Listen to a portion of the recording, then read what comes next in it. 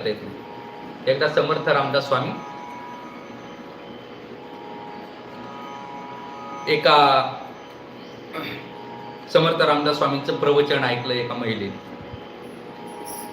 आणि स्वामींचं प्रवचन ऐकल्यानंतर तिच्या अंतःकरणात असा भाव निर्माण झाला की या स्वामींना आपण गुरु करावं आणि यांच्याकडून गुरुमंत्र घ्यावा. म्हणून तिने प्रार्थना केली की स्वामीजी, मला तुम्ही काय करा, अनुग्रह द्या, मला गुरुमंत्र द्या. मी वाचलेली कथा आहे आणि अनेकांच्या मुखातून ऐकलेली कथा आहे बरं का, समर्थाच्या प्रसंगातील चरित्रातील भाग आहे असं. हो. आणि मग स्वामी म्हटले ठीक आहे, योग्य वेळ आल्यावर तुम्हाला गुरु मंत्र देऊ, अनुग्रह देऊ. तिने सांगितलं नाही, उद्याची उद्या मला काय पाहिजे, अनुग्रह पाहिजे, उद्याच मला मंत्र द्या. आग्रह धरला. स्वामीजी म्हटले ठीक आहे, उद्या मी येईल आणि तुम्हाला गुरुमंत्र देऊन जाईल.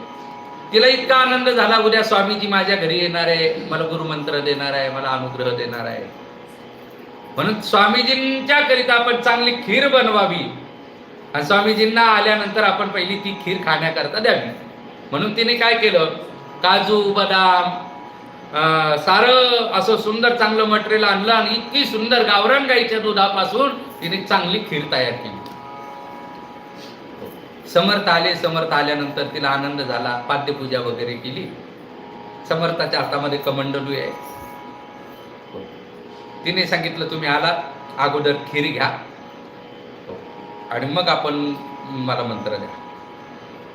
मग द्या कमंडलू, त्या कमंडलूमध्ये तुम्हाला खीर देते. म्हणून समर्थाने तो कमंडलू तिच्या हातामध्ये दिला आणि आता तिने ती खीर बनवलेली सुंदर, केवळ स्वामीजी करता बनवलेली खीर आहे, श्रद्धेने बनवलेली खीर आहे. त्या खिरेचं पातीला घेतलं, कमंडलूत आता खीर टाकायला गेली तर तो कमंडलूमध्ये माती, कचरा, शेण असं सारं त्या कमंडलूत भरलेलं होतं. मग तिनं सांगितलं स्वामीजी, या कमंडलूमध्ये एवढी घाण आहे आणि एवढी चांगली खीर बनवली, काजू बदाम टाकून बनवलेली खीर आहे, याच्यात कशी टाकता येईल?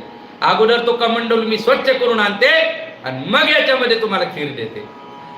तिने तो कमंडलू नेला, ती घाण काढून टाकली, स्वच्छ घाण घासला आणि मस्त करून चकाचक कमंडलू करून आणला आणि मग त्याच्यामध्ये खीर टाकली. स्वामीजींनी खीर वगैरे घेतली आणि स्वामीजी म्हटले येतो आता. ते म्हटले अहो गुरुमंत्र, अनुग्रह. स्वामीजी म्हटले अगं साधी तू 550 रुपये खर्च करून खीर बनवली आणि ती खीर टाकायची तर तू म्हणती या कमंडलूत खूपच घाण आहे, आधी त्याला स्वच्छ करा मग त्याच्यात टाकते. मग जर 100 रुपयाची खीर त्याच्यासाठी जर भांड स्वच्छ करावं लागत असेल तर हे ब्रह्मज्ञानाचा उपदेश तुला करायचा, मंत्राचा उपदेश तुला करायचा, गुरुमंत्र तुला द्यायचा, तुझं हे स्वच्छ नको का? तुझं अंतःकरण आधी स्वच्छ कर आणि मग जेव्हा ते अंतःकरण स्वच्छ होईल तेव्हा तुला काय केलं जाईल, गुरुमंत्र दिल्या जाईल, तेव्हा तुला ब्रह्मज्ञानाचा उपदेश केला जाईल. तात्पर्य काय, ब्रह्मज्ञानाचा उपदेश त्याच व्यक्तीला केला जातो ज्याचं अंतःकरण शुद्ध झालं आणि अंतःकरण